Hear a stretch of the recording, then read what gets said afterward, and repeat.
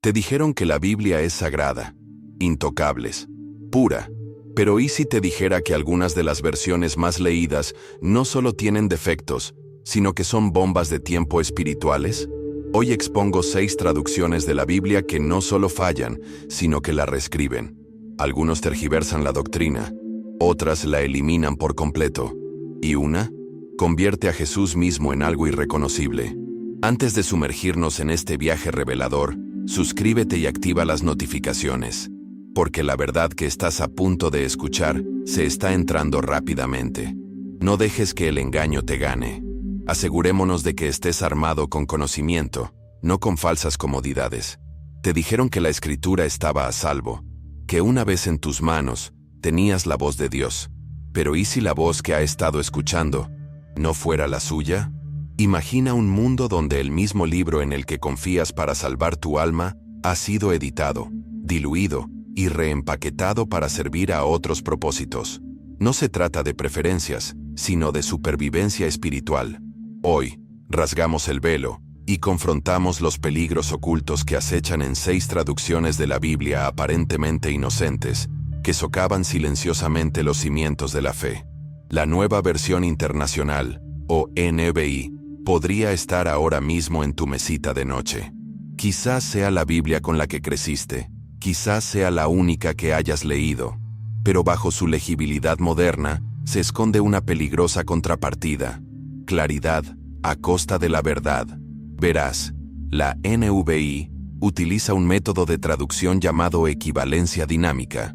Interpretar el significado en lugar de traducir palabra por palabra. Suena útil, ¿verdad? Hasta que te das cuenta de que esto permite que la interpretación humana anule la intención divina.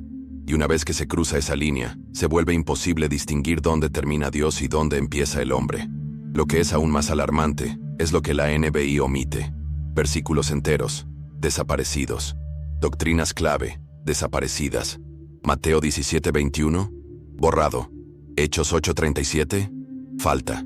Primera Juan 5:7, un versículo fundamental sobre la Trinidad, borrado. Estas no son notas al pie menores, son los pilares de la doctrina cristiana. Y la eliminación de cuentos versículos no solo altera nuestra teología, sino que la reconstruye. Poco a poco, la imagen de Dios cambia, silenciosamente, sistemáticamente, hasta que ya no adoramos al Dios de la Biblia, sino una versión depurada, adaptada a un molde moderno. Y la revisión de 2011 profundizó aún más el compromiso. Un lenguaje neutro inundó el texto, reemplazando él por ellos, hermanos por hermanos y hermanas. De nuevo parece inofensivo, hasta que uno se da cuenta de lo que realmente está sucediendo. Se están manipulando las escrituras, no para ilustrar, sino para apaciguar. No estamos moldeando el mundo a través de la palabra de Dios. Estamos remodelando la palabra de Dios para que se ajuste al mundo. Y eso debería aterrorizarnos, porque cuando la cultura se convierte en la editora de las escrituras, la verdad se vuelve opcional. No se limita al lenguaje, se infiltra en la doctrina. En Juan 3:16, hijo unigénito se convierte en hijo unigénito. A primera vista, da la impresión de ser lo mismo, pero no lo es. Esa frase, unigénito, tiene siglos de peso teológico, afirmando el origen divino de Cristo. Si se la quita, lo reduce a un hijo más. En Romanos, carne se convierte en naturaleza pecaminosa, un cambio sutil que impone interpretación donde solo debería haber revelación. Estas decisiones, aparentemente insignificantes, se traducen en distorsiones masivas. Y, sin embargo, la NBI sigue siendo querida. Nos resulta familiar. Nos da seguridad. Pero la comodidad no es el objetivo de las Escrituras. La verdad sí lo es.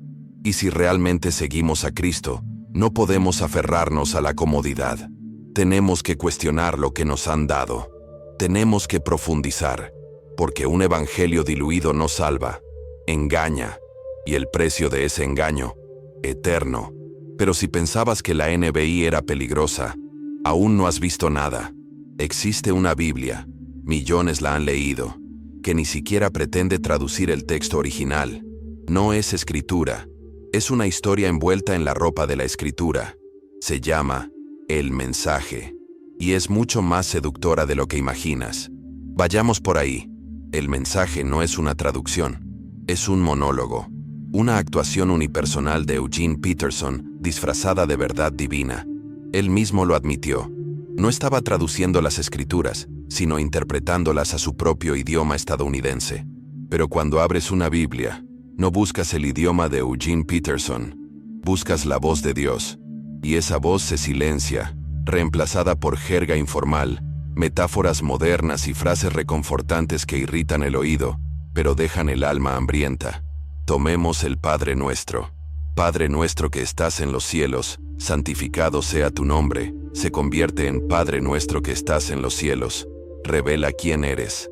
Piénsalo. La reverencia se convierte en autoexpresión, la santidad en exploración. Y esa extraña frase, como es arriba, es abajo, no es cristiana, es ocultista. Se encuentra en la filosofía de la nueva era y el misticismo hermético. ¿Cómo terminó en lo que la gente llama la Biblia? Porque esto no era escritura, era un comentario de flujo de conciencia de un hombre con la ilusión de autoridad. No termine ahí. Las bienaventuranzas, antaño solemnes y sagradas, se reducen a lemas de autoayuda. Bienaventurados los pobres de espíritu, se convierte en bienaventurados los que están al límite de sus fuerzas. No se menciona la humildad espiritual, ni se insinúa el reino de los cielos. Solo un vacío poético. Es un discurso motivacional disfrazado de promesa divina. Y lo más aterrador, a la gente le encanta. Las iglesias lo leen desde el púlpito. Los grupos juveniles lo citan como si fuera el Evangelio. Pero Dios nunca dijo esas palabras. En Efesios 2:2, Pablo advierte sobre Satanás, el príncipe de la potestad del aire. Pero en el mensaje, esa referencia desaparece. Es reemplazada por un lenguaje vago sobre la incredulidad contaminada. Los poderes demoníacos se desvanecen. El juicio se suaviza. La ira se reformula. Lo que queda es un evangelio vacuo que no ofende ni salva a nadie. Un evangelio sin cruz, sin sangre, sin arrepentimiento. Inspiración en solitario. Y eso no es un evangelio en absoluto. Es una mentira. Incluso Peterson admitió que no debería usarse para estudio ni doctrina. Sin embargo, la gente lo hace. ¿Por qué? Porque se siente bien. Es más fácil de aceptar. Y ese es precisamente el peligro. Cuando algo pretende ser escritura pero no lo es, no solo extravía a la gente, sino que la lleva a una falsa seguridad. De esa clase que dice, estoy bien, mientras camina hacia la destrucción. No solo es engañoso, sino espiritualmente fatal. Y justo cuando creemos que hemos tocado fondo, profundizamos más. Existe una Biblia que no solo reinterpreta, reprograma, diseñada no para aclarar, sino para adoctrinar, para borrar, reemplazar y neutralizar todo lo que la Escritura dice sobre Dios, el género, el pecado y la salvación. Se llama la Biblia inclusiva, y lo que le hace a la palabra de Dios es nada menos que una guerra ideológica. Vayamos por ahí. La Biblia inclusiva no oculta su propósito. Publicada por un grupo llamado Sacerdotes por la Igualdad, su objetivo no es la precisión, sino el activismo. Referencias masculinas a Dios, reescritas. El título de Jesús, Hijo del Hombre, borrado. La palabra reino, demasiado masculino, cambiada por reinar. Y el Padre Nuestro. Padre Nuestro se convierte en Abba Dios. Esto no es una traducción. Es una eliminación quirúrgica de la identidad de Dios, diseñada para apaciguar las sensibilidades modernas, mientras se sacrifica la autoridad divina. Reemplace el lenguaje histórico con términos de género neutro que no se encuentran en ningún manuscrito. Reescribe las genealogías para añadir nombres femeninos donde el texto original no los incluía. Cambia esposo y esposa por compañero. Y cuando encuentra versículos sobre moralidad sexual, como 1 Corintios 6 o 1 Timoteo 1, los reinterpreta para referirse únicamente a la conducta explotadora, lo que implica que todas las demás formas son aceptables. Esto no es fidelidad a la palabra de Dios. Es un manifiesto social camuflado en la forma de las Escrituras. La Biblia inclusiva no solo cambia las palabras, cambia la esencia de Dios. Cuando Jesús se refiere a su Padre, No está haciendo una declaración cultural, revela una relación divina, eterna e inmutable. Eliminar la palabra padre y reemplazarla por progenitor no es neutral, es negar esa verdad revelada. Es un ataque teológico disfrazado de sensibilidad, y cuando se distorsiona la naturaleza de Dios, todo lo demás se derrumba. Nuestras oraciones, nuestra adoración, nuestra salvación misma. Y no se limita al nombre de Dios. La Biblia inclusiva altera sistemáticamente todo hilo teológico ligado al orden divino, desde la creación hasta la redención. Se eliminan títulos como Hijo del Hombre, separando a Jesús de su conexión profética con la visión de Daniel del Mesías. Convierte la profecía en poesía, la autoridad en ambigüedad, y la ambigüedad es enemiga de la convicción. Cuando la escritura es vaga, la verdad se vuelve opcional, y eso es precisamente lo que busca esta versión. Una fe sin fricciones. Una de las distorsiones más escalofriantes residen en su tratamiento de la ética sexual. Donde la escritura habla claramente del pecado, la Biblia inclusiva inserta su propio comentario cultural. Los términos que los eruditos entienden que se refieren a la conducta homosexual se reducen a estafadores o pederastas, enmarcando el tema únicamente como una cuestión de explotación, no de moralidad. 1 Timoteo 1 está destripado. 1 Corintios 6 es neutralizado. ¿El resultado? Una Biblia que bendice lo que Dios condena y lo llama amor. Pero no se trata solo de teología, sino de manipulación intencional. La Biblia inclusiva no afirma ser neutral, afirma corregir la Biblia. Cree que los autores originales, bajo la inspiración del Espíritu Santo, se equivocaron, que siglos de fiel transmisión fueron defectuosas, y que ahora, en esta época moderna, por fin sabemos más. Esa arrogancia no solo es errónea, es demoníaca, porque cuando ya no creemos que la Biblia es suficiente, nos convertimos en editores en lugar de discípulos. Y una Biblia editada siempre creará una fe editada, una que no exige nada, no arriesga nada y no cuesta nada.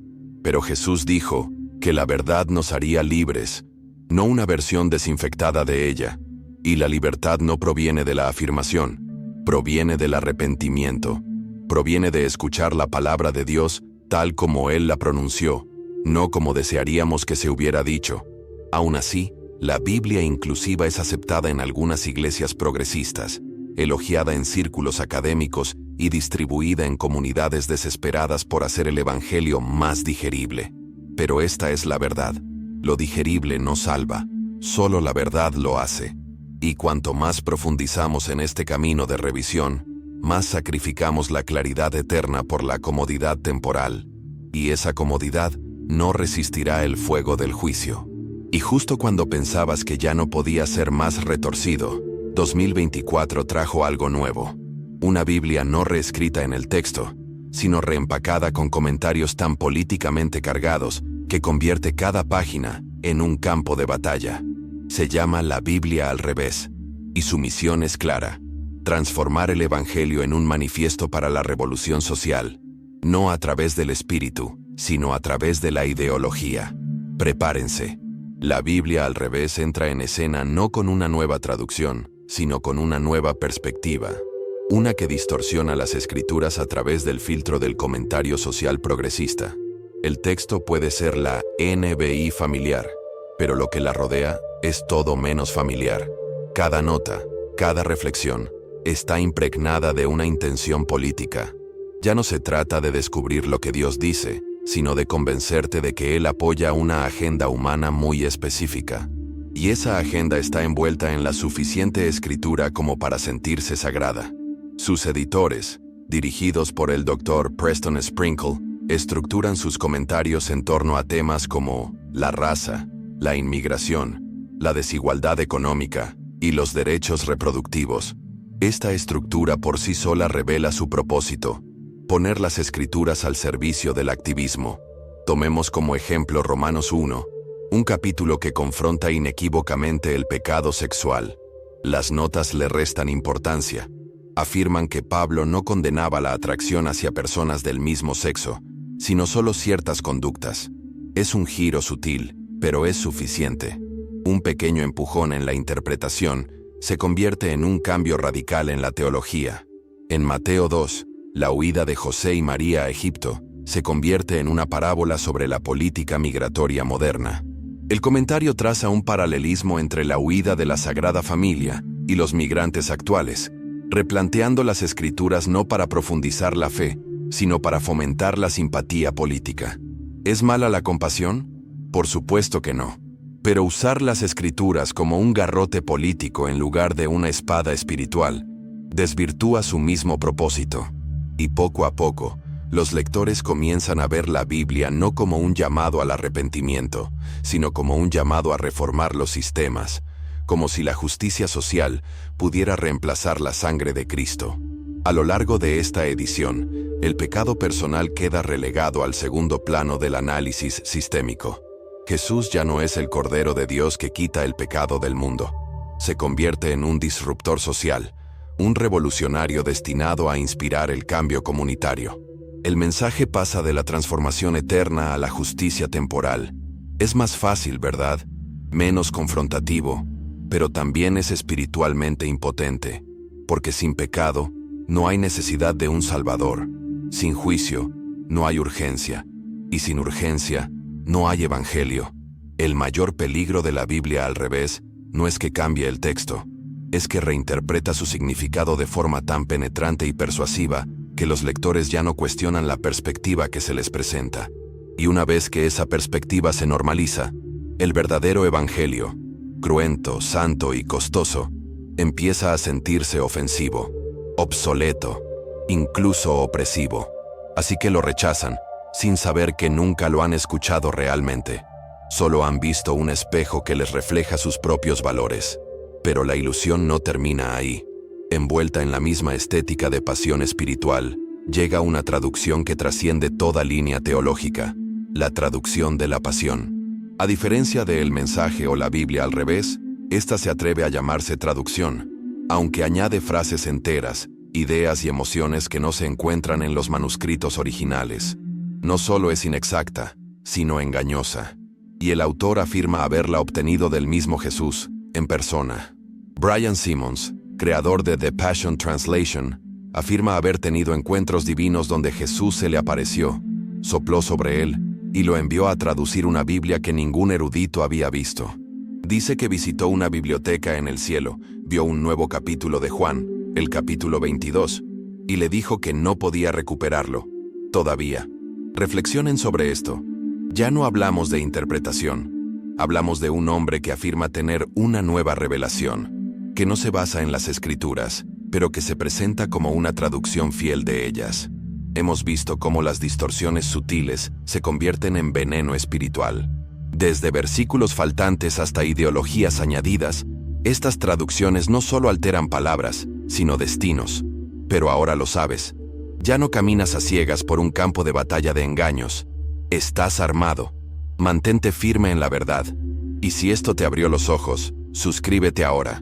No sigas solo un canal. Sigue a Jesús con discernimiento y valentía. Soy Oliver, y creo que vale la pena luchar por la verdad, sin importar lo incómodo que sea. Gracias por estar aquí. Manténganse firmes, manténganse valientes, y hasta la próxima. Que su corazón se mantenga firme por su palabra.